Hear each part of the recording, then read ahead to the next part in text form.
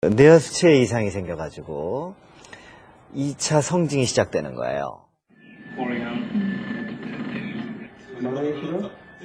수술은 아주 성공적으로 끝났지만 그런 경우에 종양과 함께 뇌하수체도 떼어냅니다. 뇌하수체는 손톱만한 크기예요. 그런데 그 손톱만한 뇌하수체에 우리 몸에 필요한 모든 호르몬을 만들어요. 그래서 성장 호르몬, 뇌하수체가 없으면 성장도 못합니다. 그리고 여러분을 여성답게 하는 여성 호르몬, 남성 호르몬, 그리고 갑상선 호르몬, 스테로이드 호르몬, 모든 호르몬을 만들어내는 기관입니다.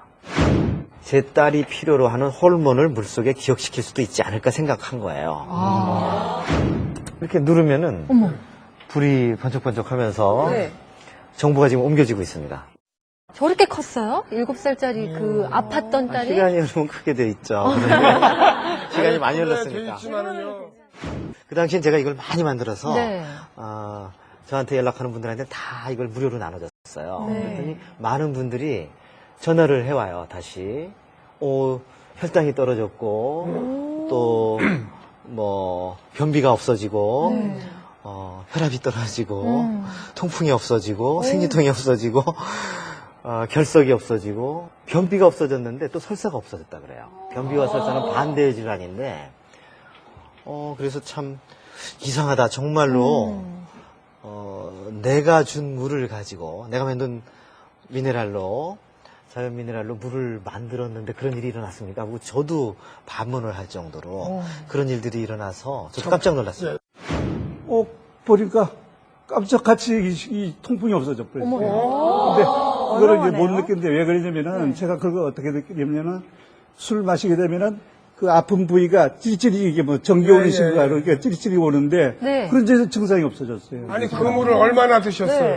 한 2개월 정도만. 아니 선생님 2개월 드시니까 통증 같은 게 싹 사라진단 말이에요? 없어졌어요. 26년간 알아오셨던 통풍이 없어지셨어요? 이야. 근데 그 거짓말 같아요. 내가 생각해도. 여기 보통 물을 마신 쥐와 알칼리 환원수, 미네랄 알칼리 환원수를 마신 쥐의 종양 크기가 이렇게 다른 거예요. 종양을 주입해가지고 일부러 성장을 시키는 건데 종양 성장이 이만큼 억제된다는 얘기예요. 이것은 그래프로 그 수치를 표현한 것입니다.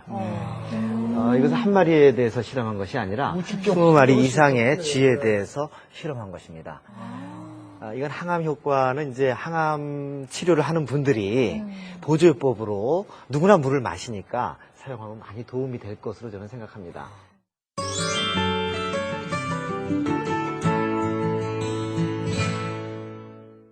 더욱 이 물을 어떻게 만드는지가 저는 진짜 궁금해요. 예.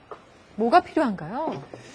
물과 네. 물과 미네랄만 필요하겠죠. 뭐 간단해요. 너무 간단해가지고 물과 미네랄. 그럼 물은 그냥 수돗물을 사용하면 되는 거예요? 이건 수돗물이에요. 네. 근데 일반적으로는 가능하면은 네. 정수물을 사용하기를 권해요. 생수나 정수물을. 수돗물을 사용하시는 분은 수돗물을 사용하셔도 되고요. 저 미네랄은 우리가 어떻게 구해야 돼? 그거는 나중에 말씀드리겠습니다. 그러면은 여기 미네랄을 그냥 바로 뭐 넣으시면 돼요. 이 안에 이제 마그네슘이 있는데 마그네슘이 물에 녹으면서 전자가 발생하고 그 전자가 물에 녹아 있는 수소 이온과 반응을 해가지고 수소를 만들어내서 그 기포가 형성이 되는 것입니다. 수소 기포라고 보시면 돼요. 그리고 또 동시에 알카리성을 나타내는 OH-에 의해서 알칼리성이 만들어지는데 그런 것이 동시에 형성이 됩니다. 따로 막 이렇게 흔들어주거나 이럴 필요는 없는 흔들어주면 건가요? 빨리 반응이 되겠죠? 그러면 네. 그 알칼리 환원수기가 있는 집은요? 네네. 그 물에다 이걸 넣어서 마셔도 되는 거예요? 어떻게? 그 모드를 가장 약한 모드로 모드. 사용하셔야 될 거예요. 여기 자체에서도 알칼리 환원수를 만들어내니까 그쪽에서는 가장 약한 모드로 알칼리 환원수를 그런데 이거 만드시면 좋을 것 미네랄을 넣었을 경우 같아요. 어느 정도 시간이 경과해야 그 알칼리 환원수가 됩니까? 이 정도 양이면은 1.5리터 정도 되는 분량이거든요. 예. 그리고 한 40g 정도의 자연 미네랄이 있는데 이 정도면 한 1시간 정도 필요합니다. 한 시간이 지난 다음에 네네네. 먹어야 이제 효과가. 그런데 1시간이 되고 그 다음부터 마시는데 제가 사용하는 방법은 반 정도 마신 다음에 그 다음에 또 채워서 마셔도 돼요. 그러니까 꼭 1시간 다 마신 다음에 1시간을 또 기다릴 필요는 없고요. 반반씩. 네네. 예를 들어서 밤 사이에 반응을 하면은 아침에 진한 물이 만들어지겠죠. 그 물을 반을 마시고 또 물을 채워놓으면은 이미 적절하게 희석이 된 약알칼리성의 물이 되겠죠. 그러면 계속 하루 종일 기다림 없이 마실 수 있게 되겠죠. 그러니까 제가요. 처음에만 1시간이 필요한 거고 나머지는 기다리는 시간이 필요 없는 것이 네. 이제 현실적인 거예요. 주변에서 그냥 맥반석 같은 돌멩이 하나 이렇게 넣어서 네네. 좋은 물 만들어서 먹는 그런 분 봤거든요. 그러니까 그런 역할이랑 비슷한 그것도 건가요? 좋은 물이라는 표현보다 네. 어쨌든 좋은 물이 만들어져요. 맥반석이나 숯 같은 경우에는 굉장히 다공성의 물질입니다. 그렇기 때문에 물 속에 있는 나쁜 물질들을 흡착할 수 있어요. 다공이라는 건 구멍이 많다. 구멍이 많다는 얘기죠. 그러니까 그렇지만 이제 그런 것들은 굉장히 수동적인 방법의 정수 방법이죠. 물 속에 있는 해로운 것들을 제거하는. 그래서 깨끗한 물을 만드는 그런 차원이고 지금 이것은 이제 나아가서 깨끗한 물을 넘어서 사람을 건강하게 하고 질병으로부터 예방하고 또 질병을 치유까지 가능케 하는 새로운 개념의 이제 능동적인 개념의 물이라고 말하는 그렇죠. 진짜 신기해요. 예. 선생님, 예. 아이고, 대신 말이 너무 이제 막 아주 신기해가지고 소리 말하려고 그러니까. 나중에 마셔보세요. 지가 먼저 얘기하겠습니다. 네. 예, 그러면 저 미네랄을 한 번 넣으면 6개월을 먹을 수 있다는 말씀. 그렇죠. 계속 물만 채워서 마시면 됩니다. 아니, 실제로 예. 1년까지도 마실 수 있어요. 상하지가 않는 거예요? 왜냐면은 예. pH가 그러니까 알칼리성의 환원력을 갖고 있는 물 속에서는 박테리아가 살 수가 없어요. 그래서 특별하게 그런 거 오염이나 이런 거 신경 안 쓰셔도 돼요. 그런데 정기적으로 한 달에 한 번 정도는 세정을 좀 해주시는 게 좋아요. 세정이라는 건 뭡니까? 세정이라는 것은 오래 사용하게 되면은 이 안에서 물과 반응하는 마그네슘이라는 물질이 산화되기 때문에 더 이상 이제 물을 알칼리 환원수로 만드는 능력이 조금씩 떨어져요. 네. 왜냐하면 산화 마그네슘의 형태로 변해서 코팅이 되기 때문에 그것을 식초로 이렇게 식초를 물에다 조금 넣어가지고 놔두면은 그것이 다 떨어집니다. 그래서 한 달에 한 번 정도 그렇게 하면은 코팅된 산화 마그네슘이 다 떨어지기 때문에 그렇게 불편하지 않습니다. 지금 일반적으로 전통적으로 좋은 물의 조건들이 있습니다. 첫 번째는 깨끗한 물이에요. 그 오염물이 가득 차 있는 더러운 물을 먹을 사람은 아무도 없겠죠. 그건 당연하죠. 그렇지만 그것은 좋은 물의 최소한의 조건입니다. 두 번째 좋은 물의 조건은 미네랄이 풍부한 물입니다. 세 번째는 약알칼리성의 물입니다. 네. 두 번째, 세 번째 조건은 약알칼리성의 물이 만들어지기 위해서는 물 속에 미네랄이 풍부해야 돼요. 그런데 우리나라는 안타깝게도 낙동강에서 아주 오래전에 페놀 방류 사건이 있었죠. 네. 그 이후로 물은 오염물질이 가득 차 있기 때문에 깨끗하게 해야 된다는 그런 열망이 불었어요. 그래서 물을 깨끗하게 하는데 총력을 기울이다 보니까 우리나라가 아마 깨끗한 물을 만드는 데는 세계에서 가장 뛰어난 테크놀로지를 갖고 있는 것 같아요. 그리고 우리나라의 정수기, 보급된 정수기의 거의 90%가량이 물 속에 있는 모든 미네랄까지 다 걸러내는 우리 몸에 필요한 미네랄까지 좋은 것까지 다 걸러내는 그런 역삼투압 방식을 사용하고 있습니다. 그래서 뭐 소뚜껑 보고 올라가지고 그냥 너무 오버 액션을 오버 액션을 한 거라고 이렇게 볼 수도 있겠어요.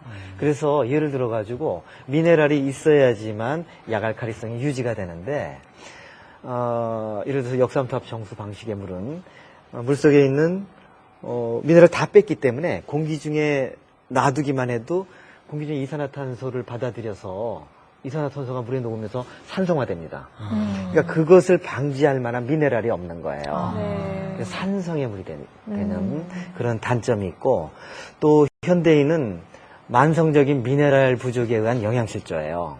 그래서 미네랄 부족으로 우리 만병이 시작된다고 볼 수도 있을 정도로 우리가 미네랄이 절대 부족합니다. 물속에 있는 미네랄은 양은 많지 않지만 이온화되어 있기 때문에 우리 몸에 아주 도움이 됩니다. 그 최소한의 미네랄을 정수 과정에서 없앤다는 것은 좀 안타까운 일이라고 생각합니다. 그리고 그것은 여태까지 좋은 물의 전통적인 조건이었고, 더 나아가서 생명의 물, 사람을 건강하게 하고, 질병으로부터 예방하고, 질병으로부터, 치유까지 할 수 있는 그런 물의 조건을 몇 가지 더 든다면은, 한 가지는 이제 육각수가 풍부한 물입니다. 육각수라는 것은 모델로 제한됐지만, 시중에서는 육각수가 뭔지 알고 얘기하는 분은 한 분도 없을 거예요. 그냥 좋은 물이라고 알고 계시면 됩니다. 한마디로 육각수의 특성을 과학적으로 말씀드리면 구조가 치밀한 물입니다. 그래서 구조가 치밀해가지고 세포를 외부의 자극이나 교란으로부터 보호할 수 있는 물이라고 생각하시면 됩니다. 그래서 육각수 환경을 만들어서 거기서 암세포를 키우면 암세포가 제대로 자라지 못합니다. 그런 구조가 치밀한 물, 그리고 또 활성산소를 없앨 수 있는 물. 물에는 좋은 물은, 미네랄이 풍부한 좋은 물은 활성산소를, 제가 만든 이제 미네랄 환원수도 마찬가지고 전기분해 알칼리 환원수도 활성산소를 제거하는 능력이 있습니다. 또 자연계의 미네랄이 풍부한 물도 활성산소를 없애는 능력이 어느 정도 있습니다. 활성산소는 만병의 근원이기도 하고 또 노화의 원인이기도 합니다. 그래서 우리가 항산화제를 먹기도 하잖아요. 비타민 C와 같은. 그래서 물이 그런 역할을 한다면은 얼마나 좋겠어요. 그리고 마지막은 정보입니다. 좋은 기운이, 좋은 정보가 담겨 있는 물을 마지막으로 생명의 물의 조건으로 생각합니다. 옛날에 아까도 말씀드렸듯이 우리 조상들은 물에 담기는 정보에 대해서 아주 중요하게 생각했는데 현대 과학이 어떻게 보면 측정하지 못하는 부분을 우리 조상들은 느꼈을 수도 있겠죠. 그래서 한동안 물에 담기는 정보에 대해서 과학자들은 무시했습니다. 그런데 최근 과학이 발전하면서 물에 담기는 정보를 과학의 대상으로 편입할 수 있을 정도로 과학이 이제 발전해 가고 있습니다. 그래서 이러한 정보를 다루는 그런 과학도 조만간에 일반화될 것으로 저는 생각합니다. 지금 이렇게 좋은 물에 대해서 정의를 내려주셨는데 우리나라에도 바로 내 몸이 된다. 그런 얘기죠. 오늘 저랑 긴 시간 대화 나누면서 물의 중요성을 여러분들 인식하셨을 것입니다. 이 세상에 그냥 깨끗한 물, 평범한 물이 있고, 그리고 나를 질병으로부터 예방까지도 하고, 또 건강하게 유지시켜주고, 또 내가 병에 걸렸을 때 치유까지 할 수 있는 물이 있는데 어느 물을 마시겠습니까? 물어봤을 때 기를 쓰고 나는 그냥 평범한 물을 마시겠습니다 하는 사람은 없을 거예요.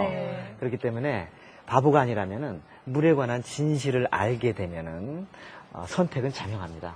그래서 우리는 누구나 좋은 물을 마시고자 하는 열망이 있고 그런 좋은 물이 도처에 있을 수 있도록 우리 학계에서도 물에 관한 연구를 해야 되고 또 산업계에서도 기능성 물을 충분하게 공급할 수 있는 그런 상황이 만들어지면 좋겠습니다. 그리고 그런 것들을 위해서 제가 이렇게 많이 홍보를 하고 있거든요. 여러분들도 물에 관한 전도사가 돼서 아직 물에 관해서 아는 사람들이 많지 않거든요. 먼저 아는 사람들이 아직 물에 앞으로 열리는 블루오션으로서의 물시장에서 리더가 될 수 있을 것입니다. 그래서 좋은 물을 마시고 여러분들이 건강해지고 또 우리나라가 좋은 물을 마심으로 해서 의료비도 절약이 되고 건강한 육체, 건강한 마음이 들죠. 그래서 밝은 나라가 될 수 있기를 희망합니다. 정말 오늘 이 시간 이후로는 물 한 잔을 마셔도 정말 신경 써서 먹겠다는 생각이 듭니다. 선생님 오늘 정말 귀한 시간 내주셔서 고맙습니다. 감사합니다. 감사합니다.